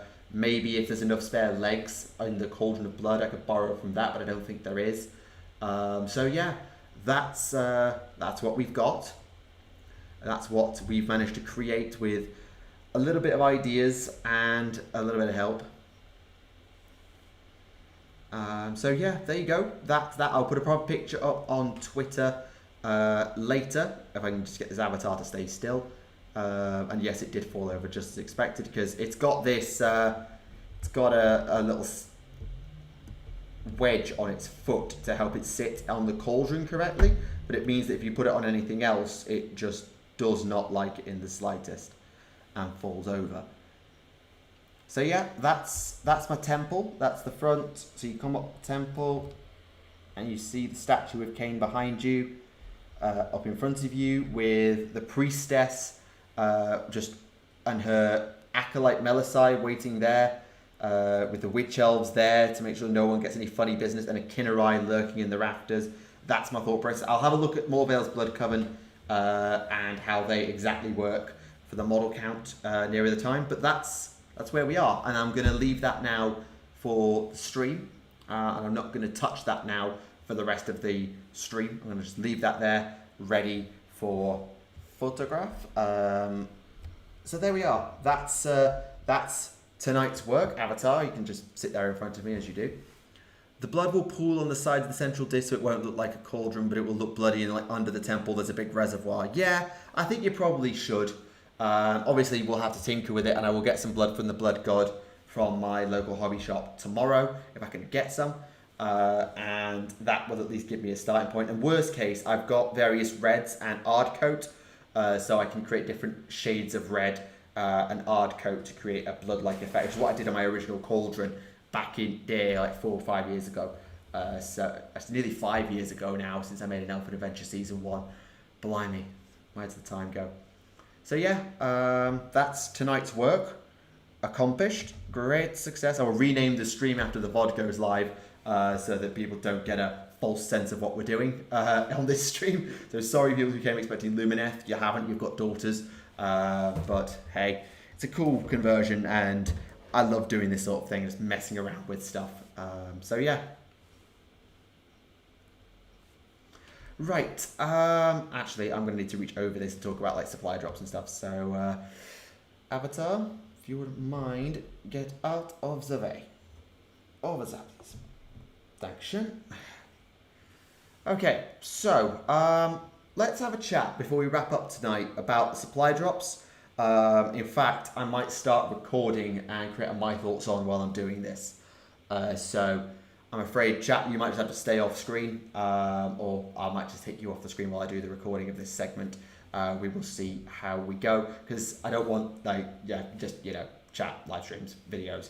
We'll see. I'll trust you for now, chat, but we'll see how we do. So let's jump across to here. Yep, there we go. If I take away chat, what it looks like behind?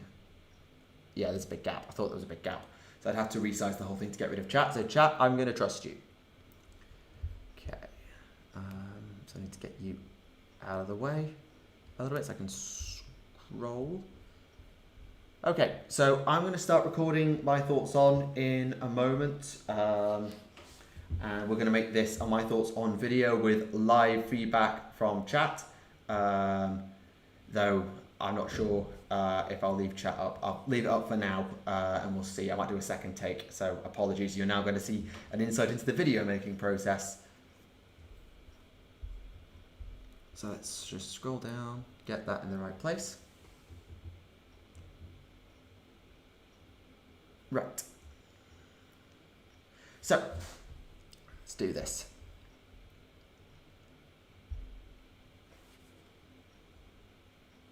Hello everyone, welcome to Tactica Imperialis and to today's video. Today is going to be a very slightly different my thoughts on video, and today I'm going to give my thoughts on the supply drops for the very recent supply drops for Warhammer that were revealed and then immediately sold out by Games Workshop earlier in the week. I think this will be coming out probably on the Monday, so I'm recording this as part of a live stream I was doing on Wednesday. So this is the day that the supply drops happened, but at the moment it's now a few days later by the time you see this, because I've got to cut it all together and all that stuff. So let's get started. So the article goes on to say that Warhammer is full of mysteries, the lost Primarchs, the nature of the Emperor. He's a Chaos God. He's not, but he might be. Why do hobbyists still pretend that they're going into Warhammer stores to just pick up a pot of paint? Yep, I'm one of those people. I'm one of those people. So we have the supply drop. Let fate decide. And you see here, clearly borrowed off loot boxes. So Warhammer supply drops was a new kind of bundle that's available on the web store. Well, it was, it's now gone. Each supply drop will be a hand-picked collection of products fitting a certain theme, which is going to cost 50% less to what you would pay getting the kit separately. So from what I understand, the supply drops in the UK were available for £75, which would mean you got £150 worth of product, which is about 3 to 5 boxes worth of stuff, depending on what exactly is in there. So yeah, 3 to 5 boxes worth of stuff for 75 quid. Like, of course, it depends on your own perception of value and GW's value versus everything else, but relative to other GW products, that's very good value. It's very good value, and I look forward to seeing quite what this contains.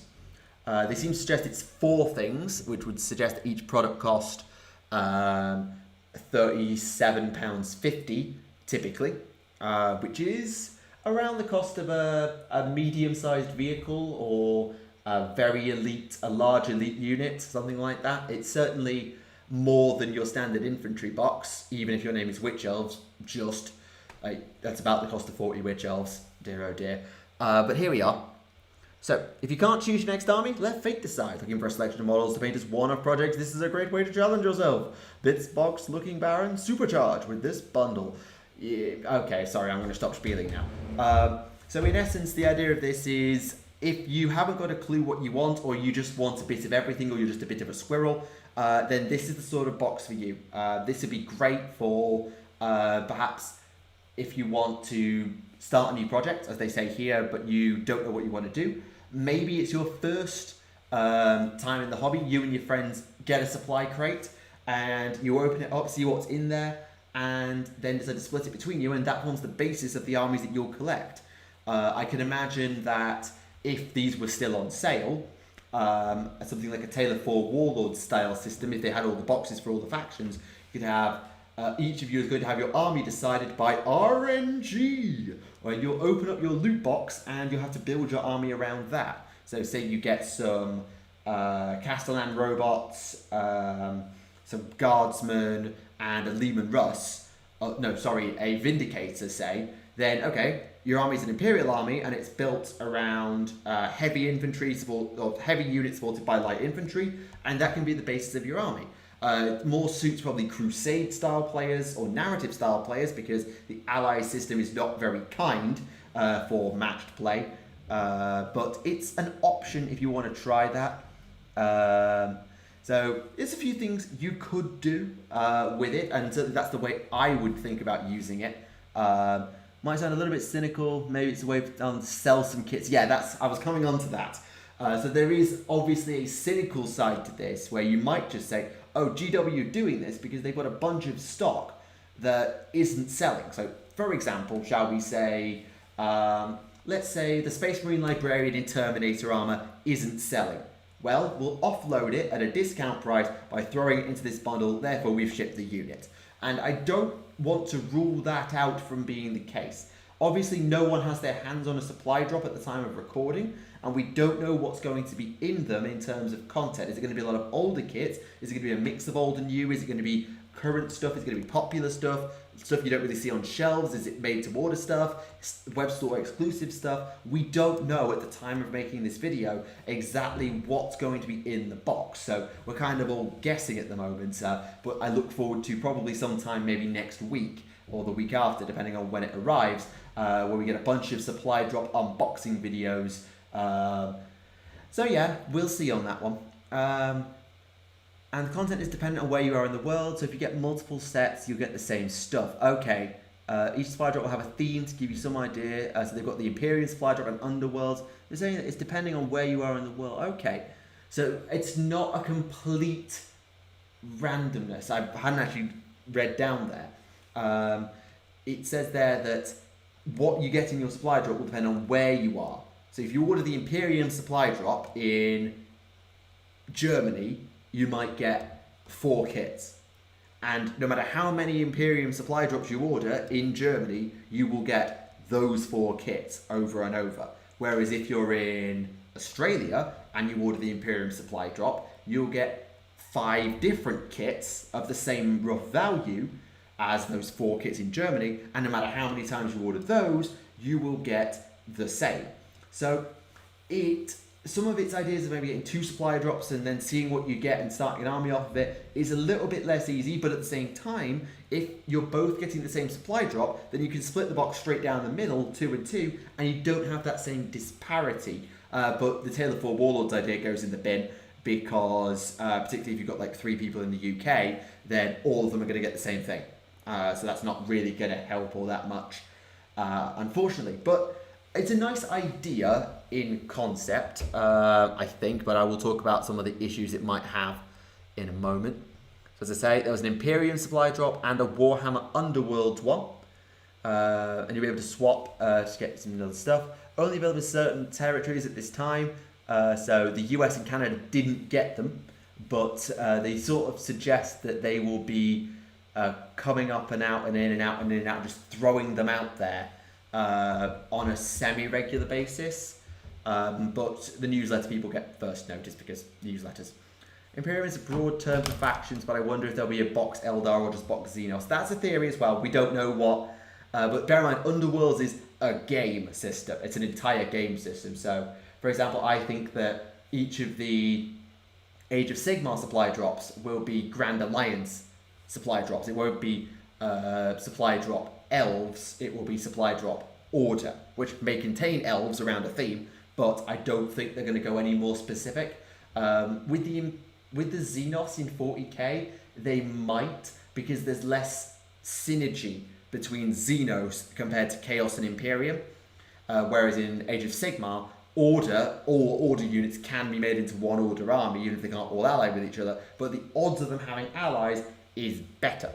And the odds of you maybe getting an order army that might be okay compared to your existing order army versus you order a Xenos box wanting orcs and you get Tyranids, that's not really going to help you in the slightest. So we will see on that one whether they do that with the future supply drops. We'll have to wait and see. But it's an interesting idea overall. So there's a little bit more, I think. Nope, that's it. So that's the end of the article. So I want to offer just a couple of general thoughts. So first thing I would say is let's not beat about the bush here. This is for Warhammer loot boxes. This is loot boxes. It's not entirely random loot boxes, because you always get the same in every loot box. You're not encouraged to buy them over and over and over and over and over and over and over till you get what you want. But this is a loot box, and that should not be overestimated. That some people would see this as gambling to get models on the cheap.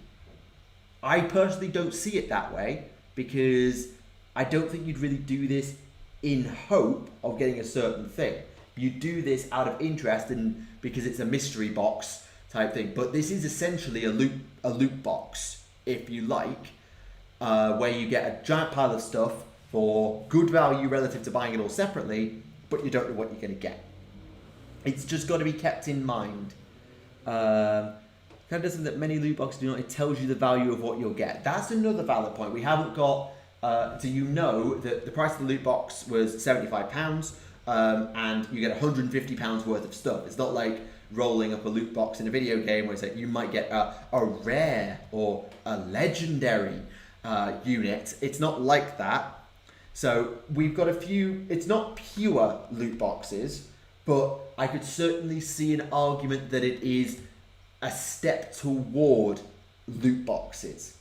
And even if this is very much, you know roughly what you're going to get, you know the value of it, consider that if this is successful, and it has been because it's sold out in like an hour, there is an argument that GW will try this again, but with more randomness or less known value. And that has to be kept an eye on. I'm not saying that they will. Maybe it is more of a lucky dip than a loot box. I suppose that's probably a better argument, but I think just in the back of your mind, be aware that if this practice gets a little bit more predatory in future, it needs to be pushed back against. Because we know what happens with loot boxes in video gaming. Many games are considered blighted by loot boxes. I'm not going to say that that's the opinion of everyone, but certainly there are many who look at loot boxes as absolutely awful. This is not probably not as loot boxy as I made it out to be. It is more lucky dip, blind pull type thing, a mystery box, but it could go further if they're not careful. And there is also the argument of scalpers.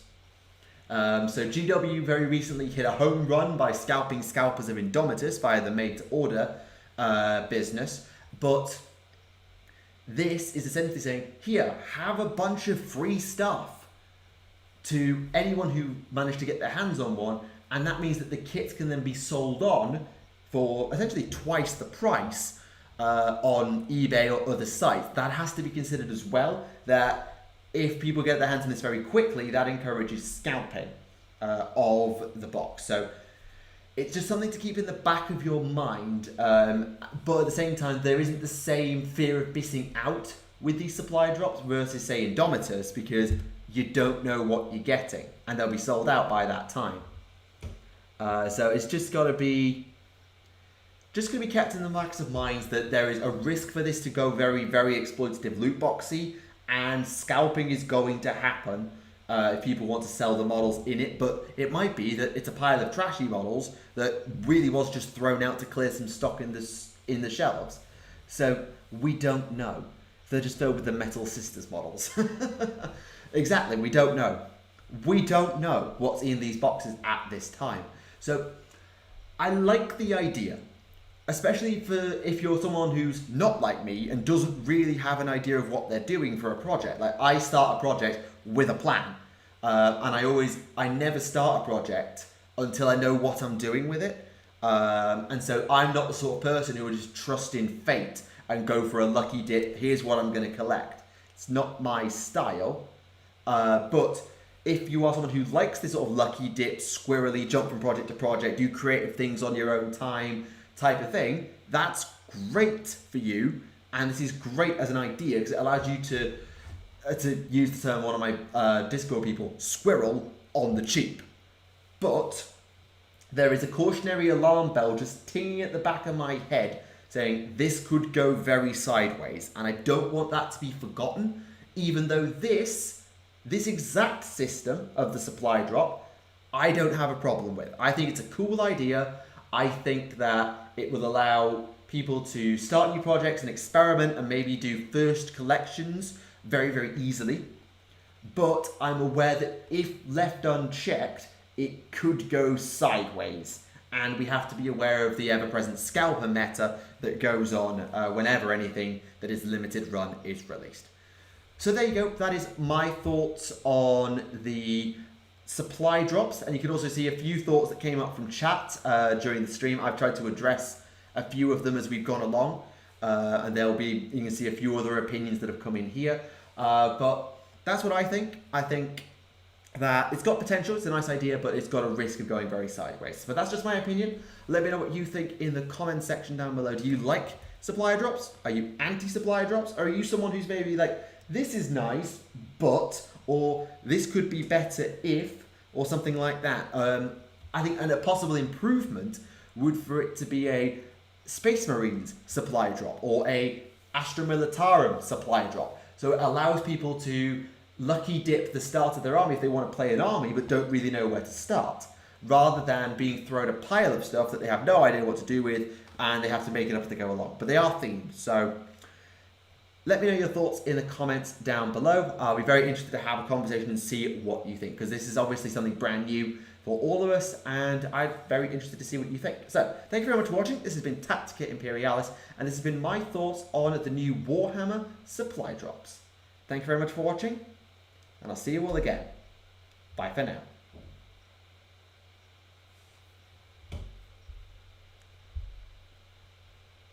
And we're clear. I've never done that before. I've never tried recording something on stream because it just crashes everything. So, yeah, that went well, I think. And thank you, chat, for getting involved with that. I'll put you back on screen now. You've earned that. You've earned the right to come back on screen. Welcome back, chat. So thank you very much for keeping it polite and also checking some of my ranting.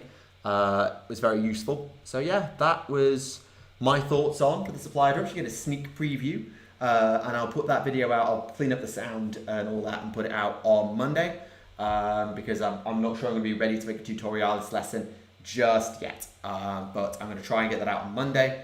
Or if I get a tutorials done, excuse me, I will put this out a little earlier. We'll see. Kind of suspicious that GW releases it the same month that Magic is releasing loot box premium packs. I don't play Magic the Gathering and I haven't followed it in the slightest. And whilst they do share a sort of fan base in that terms of fans of fantasy and stuff, bear in mind Magic's a card game and this is a miniatures game, so there is a separation in who's buying what. But I do see that it is interesting.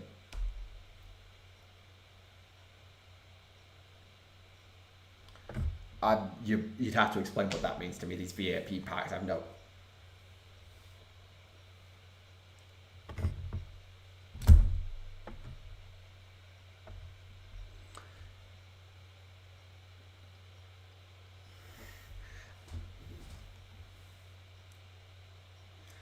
Okay, so apparently there's some very rip-off scumbaggy practices going on from Wizards, apparently. I don't know, I've just had it very briefly explained to me in my ear.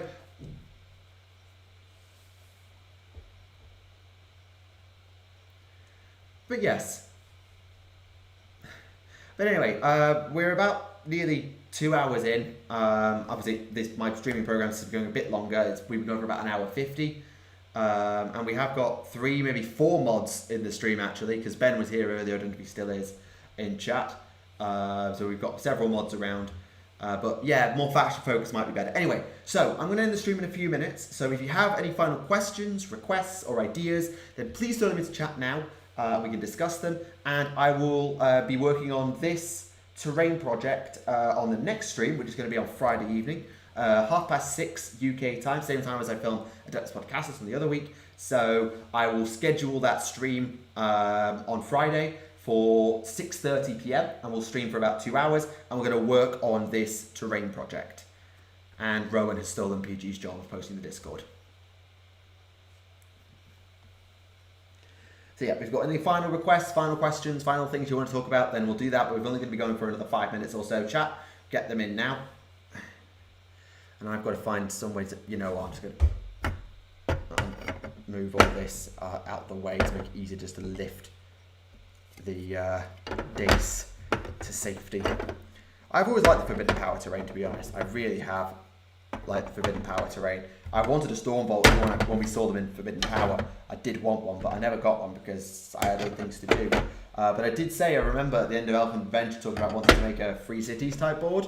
That's gone in the bin in favour of Orgish because of all this stuff with the elves. But I'm glad to be able to work on some terrain, and if I add in some of the stuff from Argent Realm, then I might be able to create a really cool Hishian style board at some point if I'm lucky. Right, looks like chat catch up with me. I'll get this box closed up and out of the way.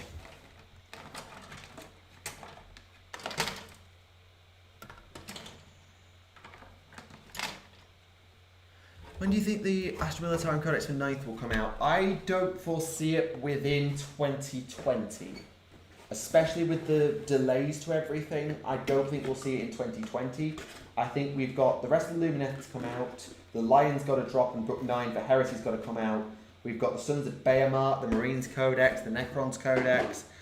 And then we've got the Christmas box sets as well, because the codices are out in October. So I don't think we'll get the Guard Codex before 2021. I don't think we'll get any more codices before 2021. Although I did hear a rumour or a confirmation from somewhere on stream that Deathwatch are going to be very early. So maybe Deathwatch will sneak in somewhere, or that rumour was because they've been rolled into the 9th Dead Space Marines Codex. So not 100% on that one. We will find out, but I don't think we're going to see many, if any, other codices before 2021. Just with particularly the knockback of the schedule that's gone back about 2 or 3 months from when they were supposed to be, particularly the Lumineth, the Sons of Behemoth, and all of that stuff. Oh, my throat is shot. I'm going to need a drink when this is over.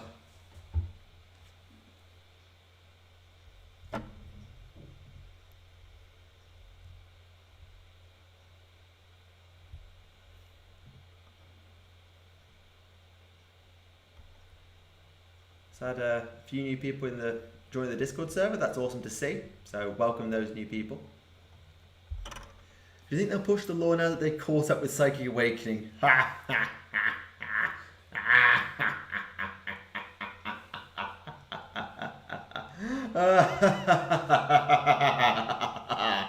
No. I'd love them to, but no. Sadly not.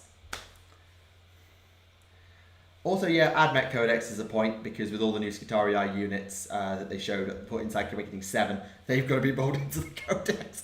So yeah, I don't think we're going to see the Guard particularly quickly, because AdMech's got to get in there first.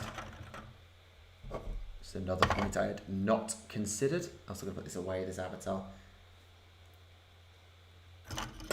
Right, okay. So I'm packed up and we've had about 5 minutes. So I'm going to call it a stream there.